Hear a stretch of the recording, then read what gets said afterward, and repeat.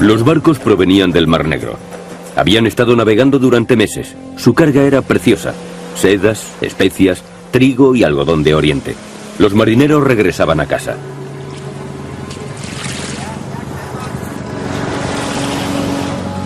Desde Génova, a través del Mediterráneo y el Mar Negro, habían comerciado con los mercaderes del desierto de Cafa. El viaje de vuelta había sido una pesadilla. Pero sin saberlo, llevaban un polizón a bordo.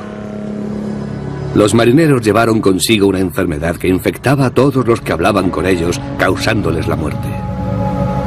El monje Michele da Piazza observó el comienzo de la catástrofe que iba a estremecer a Europa y lo escribió todo.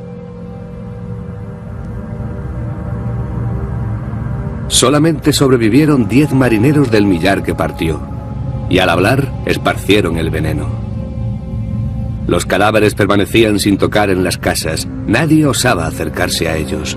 Las gentes huían de las ciudades y acampaban en los viñedos. El gran misterio.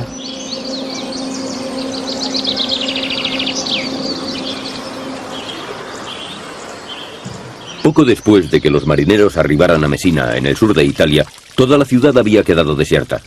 Lo mismo ocurría en las demás ciudades de Europa. La gente moría o huía. Los muertos eran enterrados a capas en fosas comunes, si es que quedaba alguien para enterrarlos. Las campanas tañían en los funerales, pero al no prestar ayuda, dejaron de repicar. Flotaba un silencio opresivo.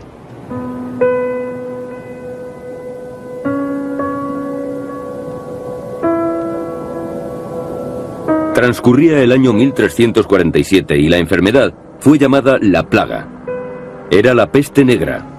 Esta enfermedad provenía del mar y se extendió por las ciudades comerciales de Venecia, Génova y Florencia. La primera plaga en lugares como Florencia puede que matara a 3/4 partes de la población, como mínimo la mitad. Sabemos que en otras localidades como Cambridge se llevó al 78% de la población. Esto ocurrió en 1348 o 1349.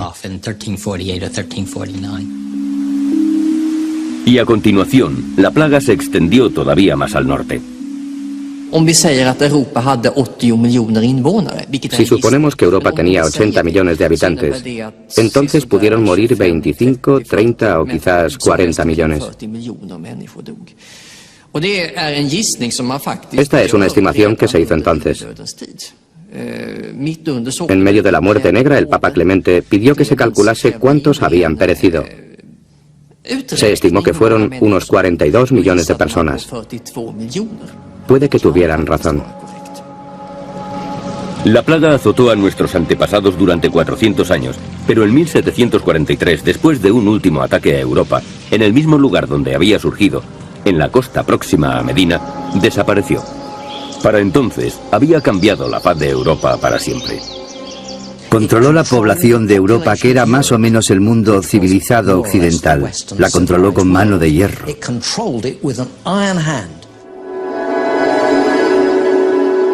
La plaga fue una catástrofe peor que la guerra.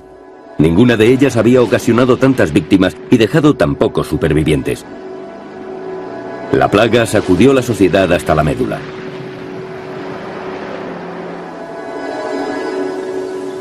¿Alguien leyó alguna vez en los libros de historia que las ciudades fueran abandonadas y que los campos quedaran desiertos? La campiña estaba recubierta de cadáveres. El mundo entero estaba gobernado por una espantosa soledad. La gente no sabía lo que estaba pasando. Creía que era la obra de Dios para castigar sus pecados. Debió tratarse de una muerte solitaria y horrible. La plaga no fue solamente una catástrofe para la sociedad, también fue algo horrible para los que murieron. Algunos de ellos no tenían ni dónde morir. Caían entre otros cadáveres en la calle. Fue una enfermedad realmente terrible, la más espantosa de las muertes. Acababan con los órganos internos licuados. Fue algo tan espantoso que la gente debió volverse loca por temor a la plaga. La peste negra sobrepasó cualquier catástrofe conocida. Durante los 400 años que azotó al continente, la enfermedad fue un misterio. Durante esos 400 años, los europeos exigieron una explicación. Debió afectar el pensamiento de las gentes. Debió forzarles a hacerse preguntas, a enojarse. ¿Qué está ocurriendo? ¿Qué pecado hemos cometido?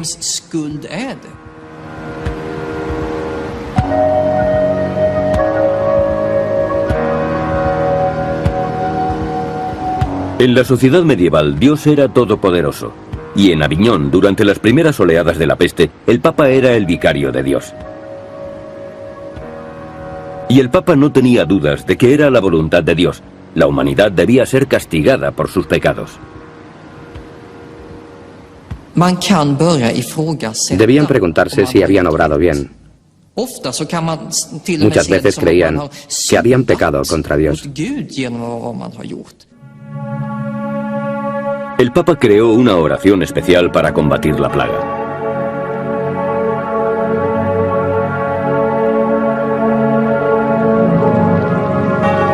Oh Señor, ordenad al ángel vengador que contenga su mano para que la tierra no quede desierta y perdáis a todos vuestros siervos. Te suplicamos humildemente que retiréis la llama de la ira.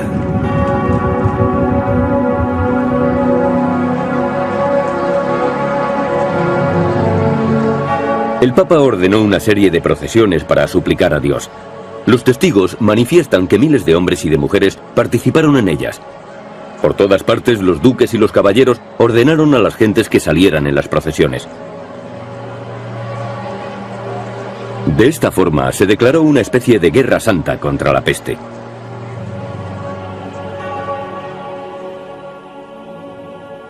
Pero era evidente que la plaga azotaba una y otra vez y que la Iglesia, la autoridad suprema, no podía ayudar a las personas afectadas.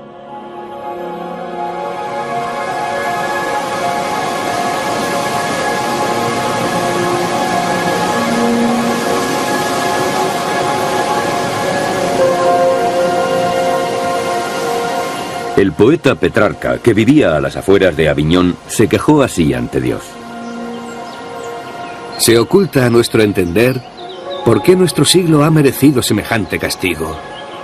La razón por la que tomasteis esa decisión no es accesible a la razón humana. Es un misterio. La necesidad de respuestas y de tratamientos creció. Muchos rechazaron a la Iglesia y fueron a consultar a los médicos. Los mejores estaban en las grandes universidades europeas: París, Montpellier y Padua. Eran médicos auténticos, como hoy lo entendemos, educados en la universidad, en el seno de la medicina hipocrática. Habían estudiado el funcionamiento del cuerpo y el porqué de las enfermedades, aunque sus estudios se remontaban a la medicina griega y romana. Pero aquellos médicos eran filósofos, no conocían la práctica. Sus herramientas eran libros escritos hacía 1000 años, y ahora debían enfrentarse a un problema desconocido cuando aquellos tratados fueron escritos. Se les presentaba un nuevo desafío. El rey de Francia consultó a los mejores expertos del momento de la Universidad de París. Aunque nos basamos en los mejores doctores antiguos y modernos, en los astrónomos y en los médicos, no podemos explicarlo todo, porque el conocimiento absoluto es imposible. Pero creemos que la primera causa de esta plaga fue y es la distribución de las constelaciones del cielo.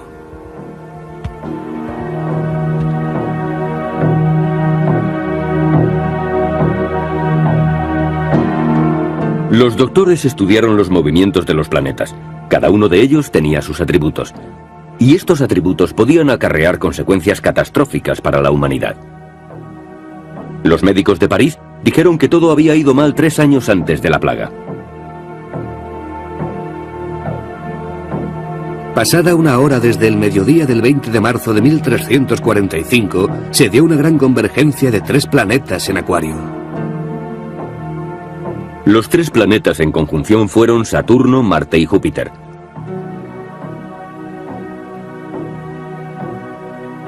Saturno y Marte eran malvados y hostiles, y tanto Marte como Júpiter eran planetas calientes. Por eso hubo un exceso de calor y maldad que empeoró al coincidir los tres en Acuario. La teoría del aire envenenado encajaba perfectamente con la de la ira de Dios, porque Dios había creado las estrellas. Eso no se hubiera aceptado en la actualidad, pero sí en el siglo XIV. No se podía actuar sobre los planetas, solo predecir la peste. Los doctores no podían hacer nada con los planetas, pero creían que podían aumentar la resistencia humana para que el aire envenenado no entrara dentro del cuerpo.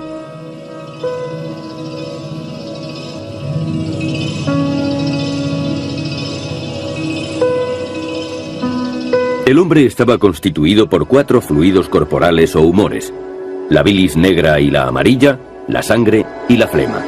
Tanto por exceso como por escasez de uno de ellos, la salud sufriría un desequilibrio. El mejor consejo de los médicos era armonizar los humores. Como la plaga causaba una gran fiebre, se le echaba la culpa a la sangre y se debía recurrir a las sangrías.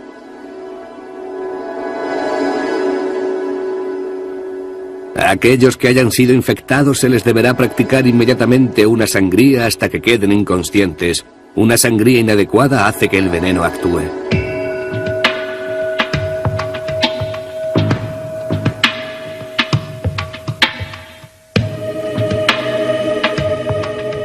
El obispo Knud de Dinamarca fue uno de los doctores de la plaga en sus primeros momentos.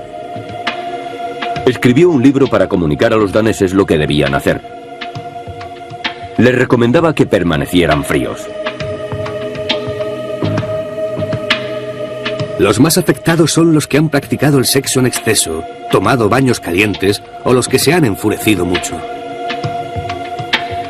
La mayor parte de su libro trataba de cómo prevenir la infección, pero recomendaba un tratamiento. Para quemar los bultos, frotad con hojas viejas y mostaza molida. O bebed algarrobas, tomillo, plátano y harina de trigo mezclada con leche materna. Los síntomas eran muchos: piel descolorida, dolores de cabeza y bultos grandes en las ingles, detrás de las orejas y en las axilas. Los barberos hacían las sangrías y cortaban los bultos, ya que estaban acostumbrados al uso de la navaja. Los médicos eran un grupo de gran riesgo, ya que trataban a las víctimas de la plaga, y muchos se infectaban y morían. Morían más médicos y clérigos que otras personas, debido al contacto con los enfermos.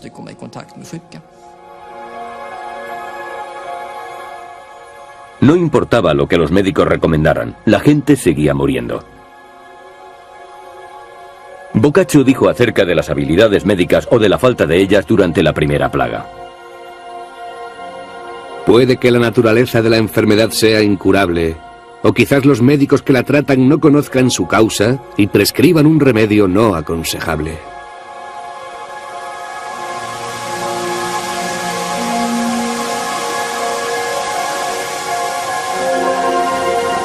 Conforme el tiempo pasaba, la peste hacía estragos. La gente acabó perdiendo la fe en la iglesia y en la medicina. Se necesitaba a alguien que pensara de forma diferente en términos prácticos. Alguien que no filosofara. Gente que pudiera preparar a las ciudades contra el colapso antes de que la mitad de la población muriera y la otra mitad estuviera aterrorizada.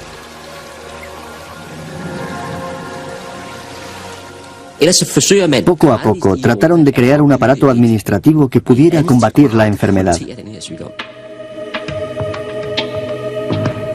En Venecia se creó una comisión de salud y en los archivos se conservan los documentos oficiales que resumen sus trabajos. Estos documentos son el resultado de 400 años de trabajo contra la plaga, leyes avanzadas y controles muy elaborados. Las decisiones de la Comisión de Salud demuestran que muy pronto, sin saber por qué, se averiguó que los cadáveres extendían la plaga muy rápidamente.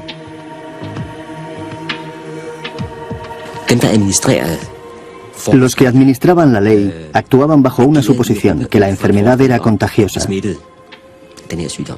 Sin embargo, la medicina de entonces no podía explicar por qué había enfermedades contagiosas. Por eso se trabajaba de forma muy empírica. Eso condujo a que en muchos lugares de Europa se enfrentaran las autoridades sanitarias con los médicos profesionales.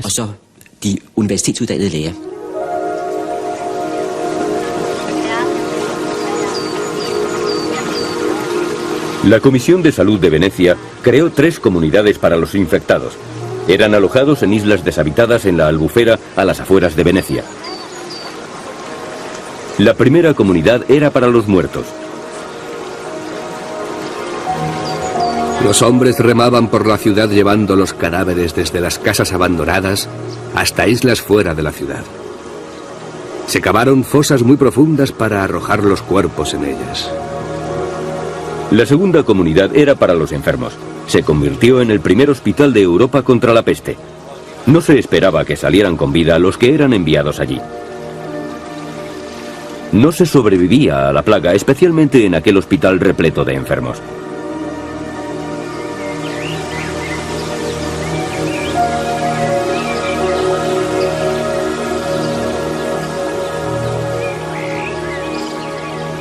La Comisión de Salud de Venecia fue pionera en la lucha contra la plaga y además inventó la cuarentena. Se puede resumir todo el repertorio de medidas contra la plaga en el aislamiento de los enfermos. Había que alejarlos de los sanos. La cuarentena resultó ser la única medida eficaz. Todas las demás resultaron inútiles.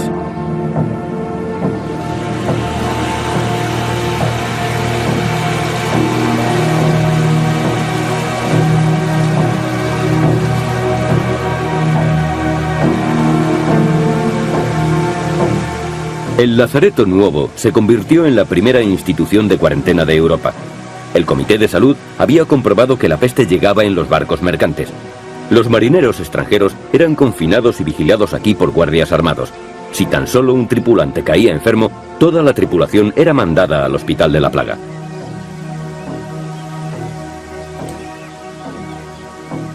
Las autoridades no corrían riesgos. Todo lo extranjero era sospechoso.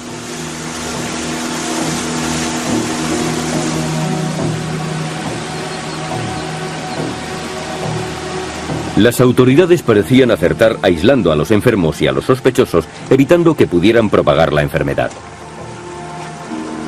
Pero la gente tomaba sus propias medidas. Tenían ideas secretas acerca de lo que había que hacer con la enfermedad.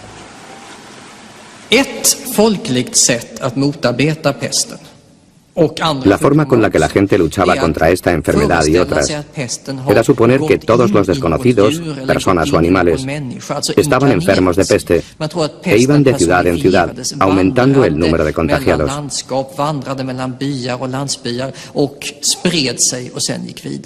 Tenemos diferentes informaciones de que esto ocurría en el norte de Europa. Hay muchas historias de esta clase en Suecia, Dinamarca y Finlandia.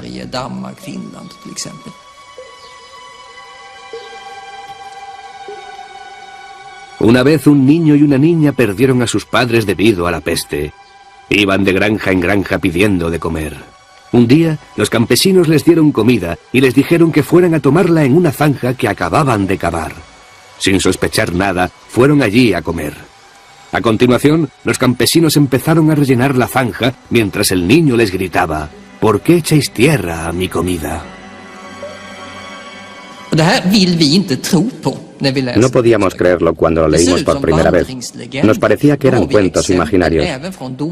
Pero tenemos testimonios relatados acerca de personas que fueron enterradas vivas para impedir la extensión de la plaga.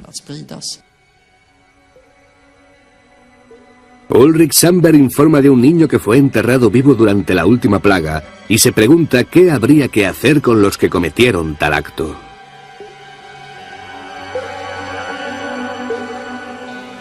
La historia nos parece hoy increíble, pero no entonces, cuando los enterramientos en vida eran la pena de muerte. 1 de junio de 1499. Se juzgaba a una sirvienta, Gunilda. Había admitido que había robado a un campesino y no negó que también había quemado su granja. Además, afirmaba que en caso de quedar libre, quemaría la ciudad de Visby. Así que fue enterrada viva. Descanse en paz.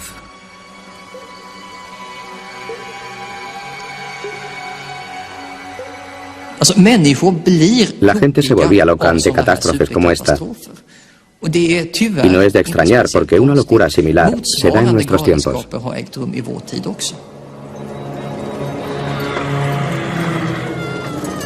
La locura continuó durante los 400 años que duró la peste negra. Sin embargo, mejoraron las condiciones gracias a la cuarentena. Pero nadie supo a qué se debía la plaga o de dónde procedía. Al final, acabó extinguiéndose.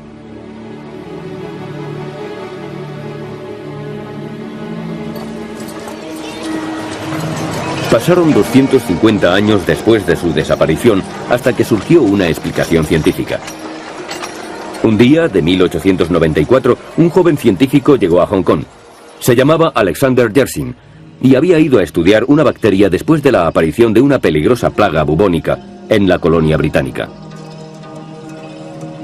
Yersin no lo dudó. Había encontrado la bacteria que causó la peste negra. Escribió de manera entusiasta a su madre y su descubrimiento fue publicado en una revista científica. La peste bubónica actual presenta los mismos síntomas que la peste que redujo drásticamente la población de la Europa occidental. Unos pocos años más tarde, Yersin pareció identificar también el vehículo propagador de la enfermedad: las ratas negras. La ciencia había descubierto que las pulgas que llevaban en la piel eran portadoras de la bacteria. Las ratas viven cerca de las personas y cuando mueren, sus pulgas se vuelven hambrientas. No pueden sobrevivir comiendo organismos muertos y buscan otros vivos para alimentarse. Si alguien pasa por allí, la enfermedad se extiende. El descubrimiento de la causa tuvo graves consecuencias. La creencia de que era la misma enfermedad que había causado la peste europea originó que se invirtieran sumas enormes en la investigación de la peste bubónica, una enfermedad solamente conocida en países ajenos a Europa como India y China.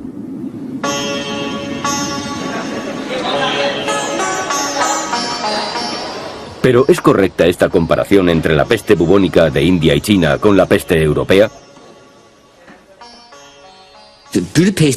La peste bubónica no es peligrosa en la India si es que se tiene la mala suerte de contraerla. Pero la enfermedad europea fue enormemente contagiosa. La plaga bubónica de India nunca fue tan mortífera como la peste negra europea. La mortandad europea osciló entre el 10 y el 60 o 70%. Mientras que en la India siempre estuvo por debajo del 1%. Una diferencia tan grande entre las dos mortalidades solo puede tener una causa. Fue más contagiosa en Europa de lo que fue en la India. Muchos investigadores creen en la actualidad que era una enfermedad completamente diferente. Yo diría que no existen pruebas de que fuera la plaga bubónica.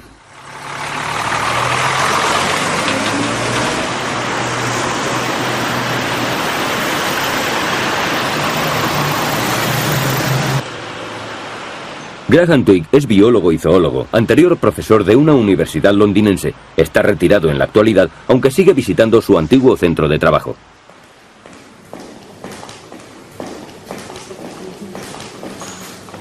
Cuando publicó su libro sobre la peste negra a mediados de los años 80, sabía lo que le esperaba.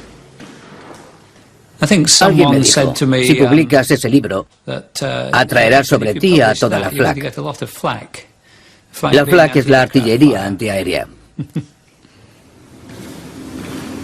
El libro de 1985 de Graham Twigg desafió frontalmente al concepto establecido que se tenía de la enfermedad. Graham es sin duda el padre de la idea de que la peste bubónica no fue la responsable de la peste negra. El libro refutaba la idea de que la enfermedad había sido extendida por las ratas negras. Fue como negar la presencia del monte Everest, como si no estuviera allí. Reconsiderar las causas de la plaga fue algo casi equivalente. Pero hay que tener en cuenta que la plaga bubónica estaba muy bien documentada.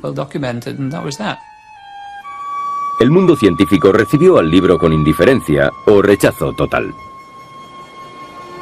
Twigg aconsejó a los historiadores que revisaran los antiguos conceptos que se tenían acerca de la enfermedad, pero ellos no tenían por qué considerar aquel libro. Los historiadores ingleses lo ignoraron. Los historiadores americanos más o menos dijeron que era una basura, pero no dieron una explicación del porqué. Pero era una buena idea decir que lo era, porque a nadie le gustaba cambiar la idea que se tenía de la peste negra. Pasaron 10 años antes de que otros investigadores, biólogos e historiadores europeos se enfrentaran seriamente a los científicos. Yo no veo ningún indicio de la enfermedad bubónica de las ratas en la Europa medieval. Puede haber existido, pero ¿dónde están las pruebas?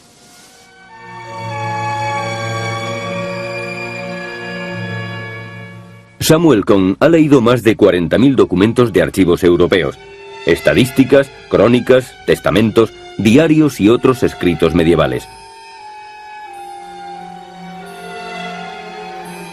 No ha podido encontrar enfermedades transmitidas por las ratas.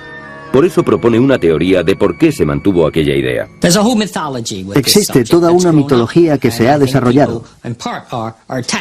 La gente necesitaba encontrar un culpable para esta gran mortandad.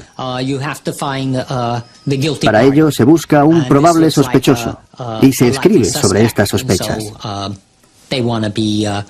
Como si se tratara de una matanza realizada por policías en el Houston de los años 60. Ni Cohn ni otros investigadores que han estudiado recientemente los archivos europeos tienen la menor duda de que la antigua teoría de que las ratas fueron las portadoras de la enfermedad es completamente errónea. Cuando esto se cuestionó por primera vez hace 54 años, se comprobó que se había puesto el dedo sobre un punto débil y que era incomprensible que durante 100 años se hubiera aceptado un diagnóstico que evidentemente estaba equivocado.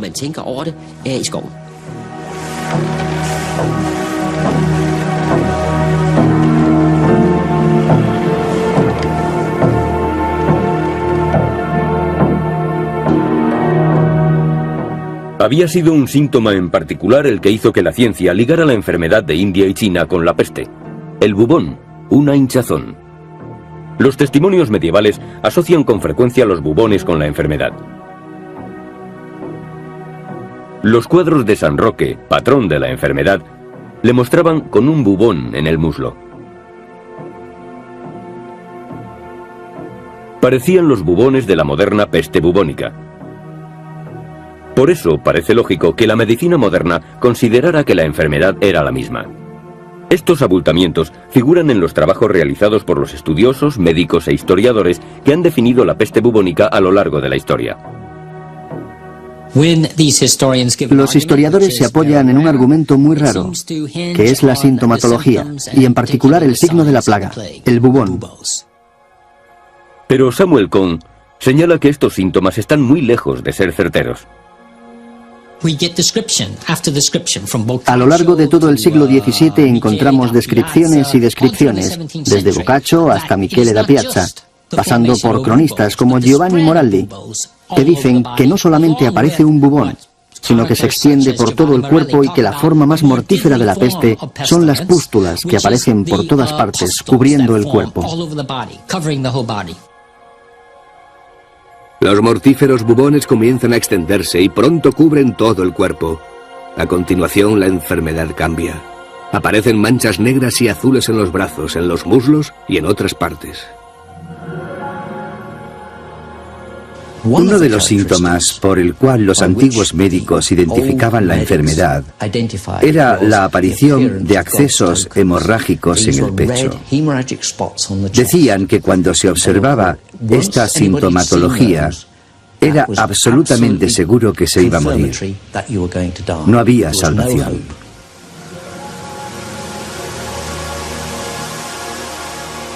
La plaga bubónica en India y China a finales del siglo XIX ha sido una de las mejores estudiadas por la medicina.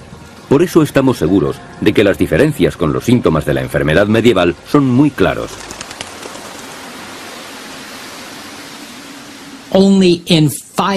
Solamente en un 5% de los casos mortales, las víctimas desarrollaron más de un bubón. Además, entre el 60 y el 70% de los bubones salieron en la ingle.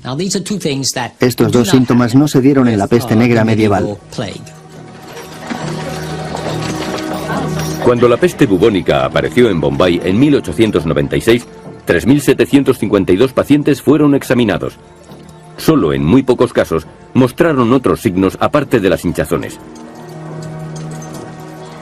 Estuvo claro para un grupo de médicos de Bombay que había otra gran diferencia. Según decía un informe oficial, no creemos que la plaga bubónica sea contagiosa. Ninguna de las 400 personas que visitaron a los enfermos se contagiaron. No hay entre ellas ningún caso de persona infectada.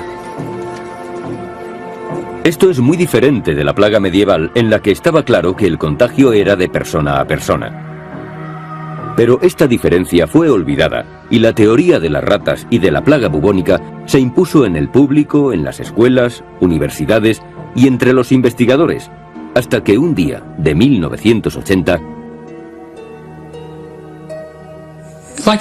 Muchas de estas cuestiones surgieron al dar clase. Hubo estudiantes que me hicieron esta pregunta.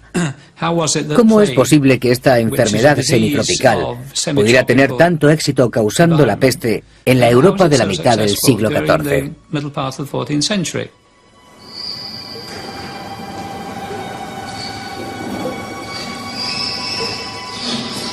La respuesta que Graham Twigg le dio a este estudiante fue muy inquietante. Había algo que no casaba. La mayoría de las pruebas apuntan hacia el hecho de que esta pequeña rata no era muy abundante en los campos de Bretaña, Francia, Alemania, Dinamarca y otros países. Era muy improbable. La rata negra no hubiera podido sobrevivir en grandes extensiones de Europa y no existía un número suficiente para desencadenar la epidemia. Para que se pueda desencadenar una epidemia como la de la peste negra, no solamente unos pocos casos, sino una auténtica epidemia, se necesita una temperatura de más de 20 grados centígrados durante varios meses. No creo que eso ocurriera en el norte de Europa.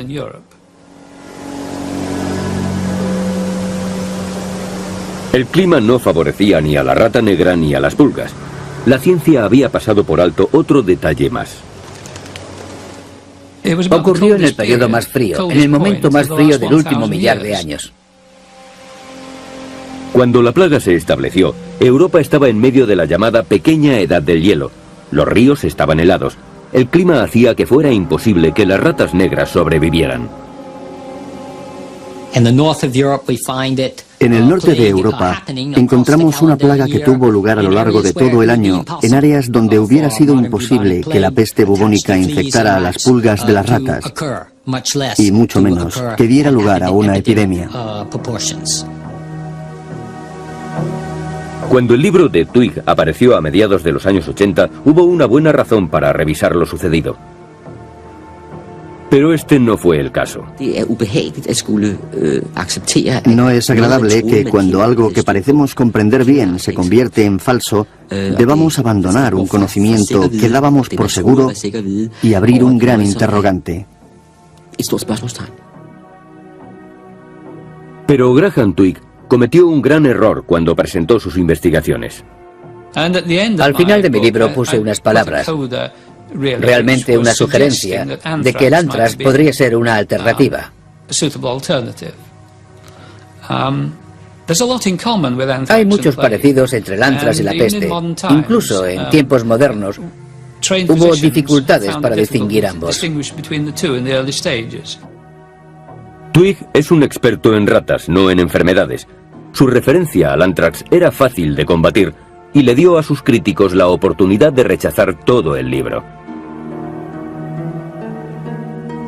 Creo que lo malo no fue lo que cada uno pensara acerca de la idea, sino que no hubo debate.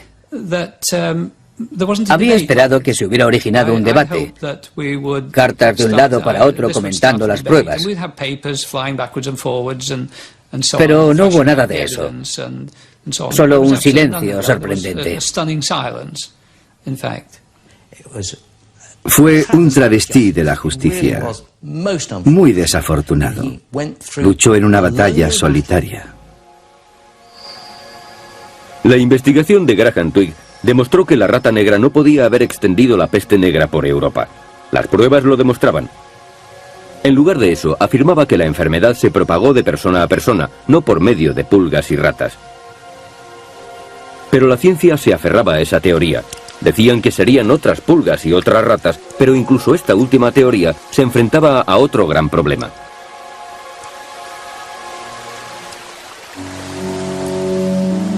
La velocidad de propagación de la plaga. La peste fue un ataque por sorpresa en Europa. Solo le llevó 3 años pasar desde el sur hasta el norte, una velocidad colosal. La forma más certera de explicarlo es suponer que la gente la propagaba, que se pasaba de persona a persona. Pero cuando la peste bubónica atacó a Hong Kong en 1894, tardó 40 años en viajar unos pocos miles de kilómetros. Las modernas plagas bubónicas muestran la misma baja velocidad en todos los lugares en los que se presentan. La plaga bubónica de África se desplazó a 20 kilómetros por año. La muerte negra lo hacía entre 2 y 8 kilómetros por día. Las características importantes de la peste, la velocidad y el modelo de actuación no señalan a las ratas. Además, las últimas investigaciones se basan en un hecho clave. La mayor parte de la historia de la peste se guarda en los archivos europeos. Todavía quedan nuevas claves por descubrir. La peste es como un crimen. Las pistas en el escenario del crimen son importantes, pero aún lo son más las que quedan por descubrir.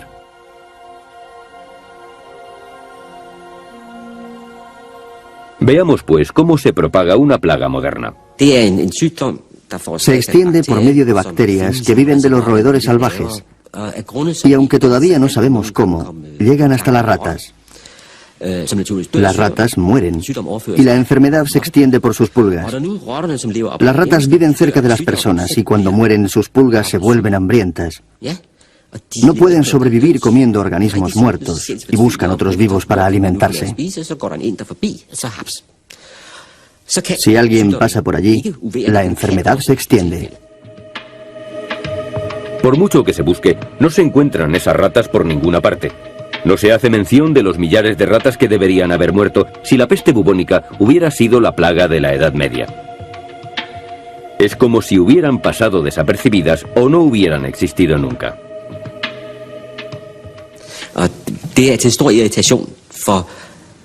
El argumento principal que irrita tanto a los historiadores que defienden la teoría de la plaga bubónica es que no hay relatos de ratas muertas.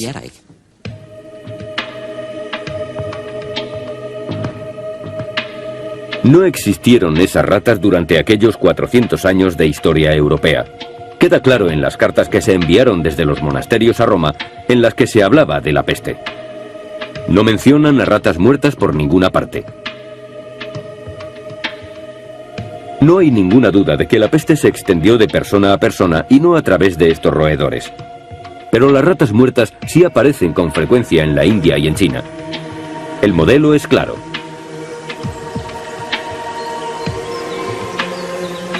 Antes de que la enfermedad ataque a las personas, aparecen ratas muertas a centenares de millares. El modelo es tan evidente que la gente ha aprendido a reaccionar. Las ratas son un aviso. La gente huye a los buques para evitar la infección. Podríamos preguntarnos si la peste bubónica se podría extender sin la ayuda de muchas ratas. Es fundamental para la epidemia bubónica que la epidemia de las ratas y su posterior muerte preceda a la humana. Los defensores de la teoría de las ratas dicen que en la actualidad la plaga neumónica existe también. Es una plaga que se extiende de persona a persona, pero que solamente se desarrolla después de una plaga bubónica y por consecuencia después de la muerte de las ratas. Si una persona que sufre la peste bubónica desarrolla una plaga por medio de una infección pulmonar, entonces el contagio se producirá mediante líquidos. Por lo tanto, será extremadamente mortal y muy infecciosa. Pero aunque es una de las enfermedades más infecciosas que se conocen, es muy breve, porque se muere 48 horas después de haberla contraído. Una extraña plaga de neumonía azotó a Manchuria en 1921. Pero aquí la mortalidad fue pequeña también. La plaga no llegó muy lejos. Los investigadores han descubierto nuevas formas de resolver el rompecabezas de la plaga. Han examinado el ADN de los dientes de las víctimas sepultadas. Tratan de encontrar bacterias. Un grupo de investigadores franceses cree haber descubierto una de las claves. El grupo de Marsella dice haber encontrado ADN o trazas de ADN en los dientes de 2 tumbas de Montpellier. Pero este descubrimiento no ha sido confirmado por ningún científico de ninguna otra parte de Europa. El método francés es complicado y tiene detractores. Investigadores daneses e ingleses han buscado la misma bacteria sin encontrarla. Y aunque la encontraran, el misterio sigue sin resolver. ¿Cómo una bacteria extraña que no ha causado muertes masivas durante más de 100 años originó la mayor epidemia de la historia europea?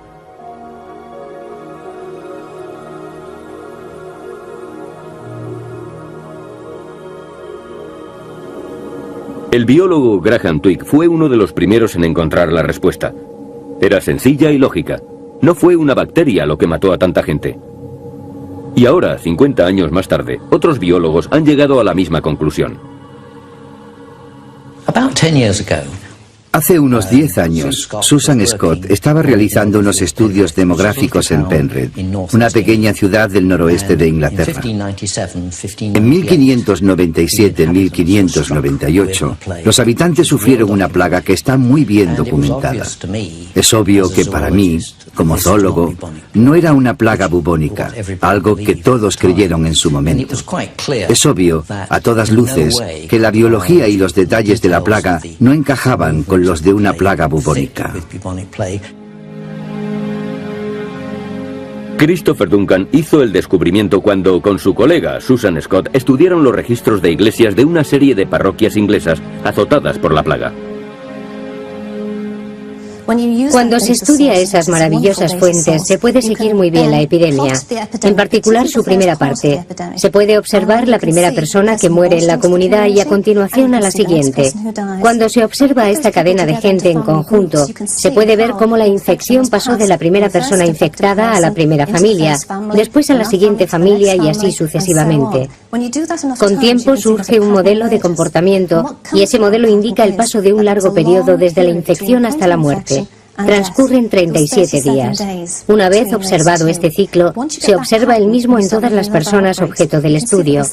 Fue una enfermedad infecciosa pasada de persona a persona, sin nada que ver con ratas ni pulgas. Fue solamente eso, una enfermedad infecciosa. Esta revisión sistemática de los registros ingleses de iglesia condujo a una nueva y decisiva teoría acerca de la naturaleza de la enfermedad. Pudimos determinar que el periodo de incubación era un tiempo largo, más de 35 días. Después de trabajar con los datos, llegamos a la conclusión de que era un periodo de 37 días, desde la infección hasta la muerte.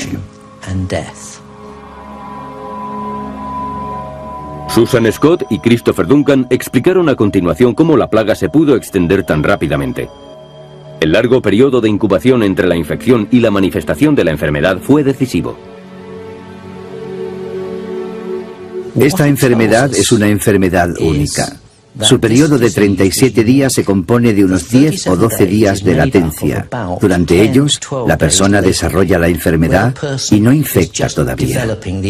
A continuación, le sigue un periodo de 20 a 22 días, un periodo infeccioso, pero un periodo infeccioso muy largo. Después, pasan unos 5 días en los que los síntomas aparecen y el paciente muere. Para las demás personas, la enfermedad dura solamente 5 días.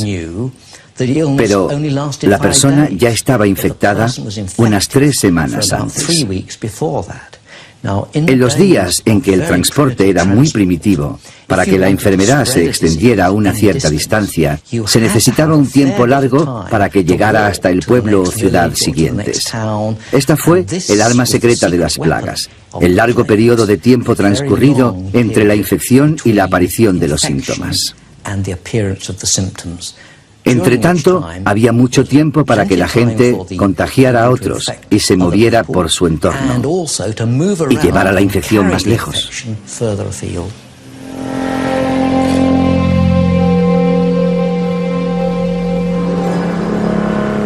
Los 37 días fueron la clave para combatir la enfermedad por medio de la cuarentena. Las autoridades habían decidido que la gente debía pasar 40 días en una estación de cuarentena a las afueras de Venecia. La palabra cuarentena proviene de 40 en italiano. Parece obvio, pues, que las autoridades medievales descubrieron muy pronto el modelo de actuación de la enfermedad y basaron en él sus medidas. Lo descubrirían por prueba y error. Debieron descubrir que si nadie mostraba los síntomas durante 40 días, desde que la última persona había muerto, estaban seguros. Debieron descubrir que después de 40 días la enfermedad desaparecía de la comunidad para siempre, al menos hasta la siguiente plaga. Los 40 días de la cuarentena se ajustan muy bien a una enfermedad que se manifiesta 37 días después de la infección. La cuarentena fue la clave vital para detener el contagio de la peste. Pero Duncan cree que existe otra razón por la cual desapareció la epidemia. La población de Europa, sujeta a oleadas sucesivas de la peste durante 300 años, desarrolló inmunidad a la enfermedad. Probablemente, una gran parte de ella se hizo resistente a la peste, porque había heredado un mecanismo mediante el cual la enfermedad no podía entrar con efectividad en sus cuerpos. Creo que esto fue uno de los motivos principales de la desaparición, que el número de personas sensibles a la enfermedad se había reducido sustancialmente.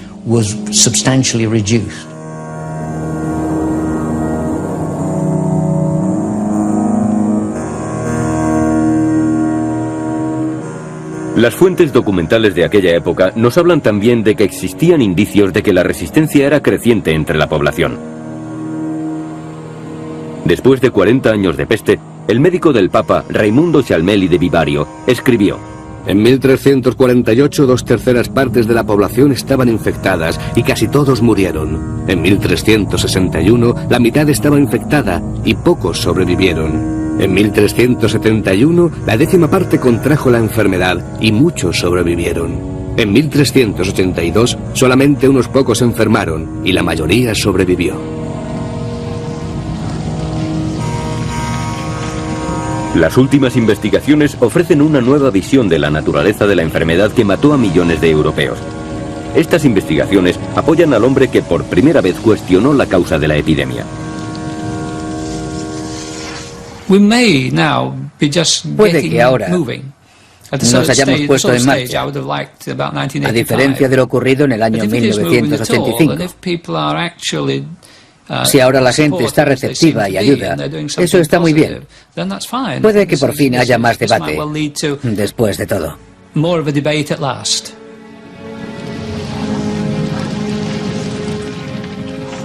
Si los investigadores, 350 años después de la desaparición de la enfermedad, siguen tratando de resolver el misterio, se debe en parte a que la catástrofe cambió a Europa para siempre. Fue el mayor factor demográfico durante más de 300 años. Controló la población de Europa, que era más o menos el mundo civilizado occidental con mano de hierro. Tan pronto como la población iniciaba una recuperación, había gente suficiente para otra epidemia. De esa manera, Europa solamente pudo crecer muy lentamente.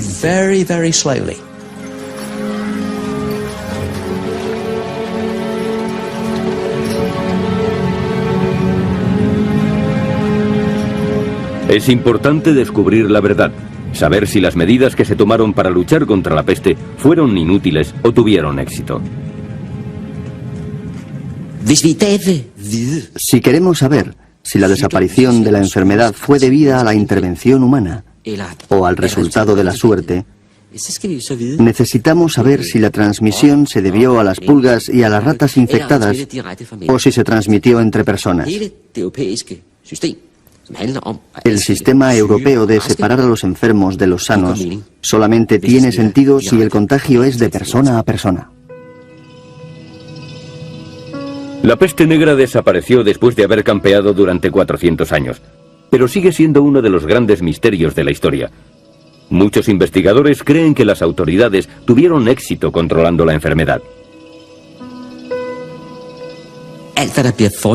Todas las medidas de protección consistían en limitar el contacto con los enfermos. Esto es algo común a todos los informes, reglas y leyes promulgados desde el siglo XIV hasta el XVII.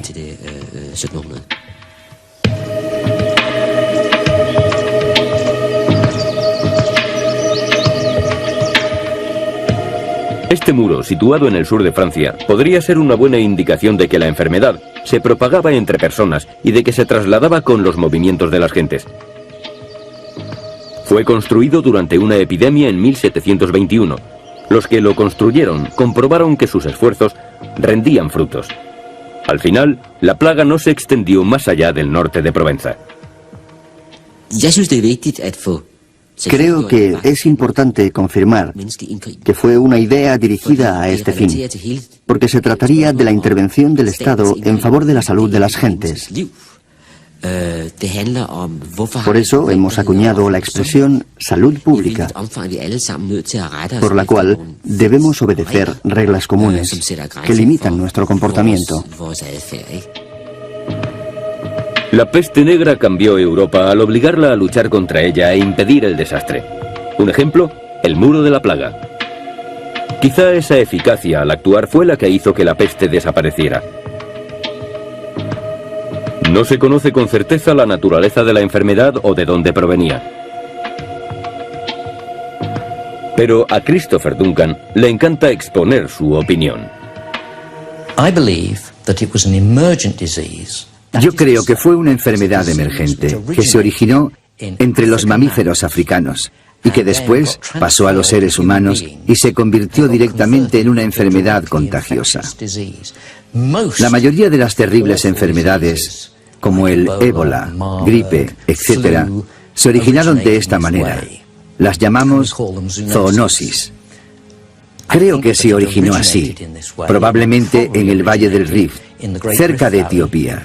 Luego viajó por el Nilo y se transmitió al principio en barco, a través del Mediterráneo, como la muerte negra, desde el Levante, Alejandría, Egipto, hasta Mesina, para extenderse por toda Europa.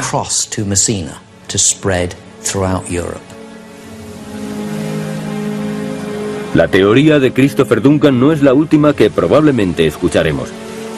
Otros investigadores apuntan que pudo haber varias enfermedades que azotaron Europa durante los 400 años de la peste. Pero con toda probabilidad hay un causante al que podemos absolver. Las pequeñas ratas que fueron declaradas culpables de la catástrofe ocurrida en Europa hace 100 años. Debemos encontrar una nueva y mejor razón.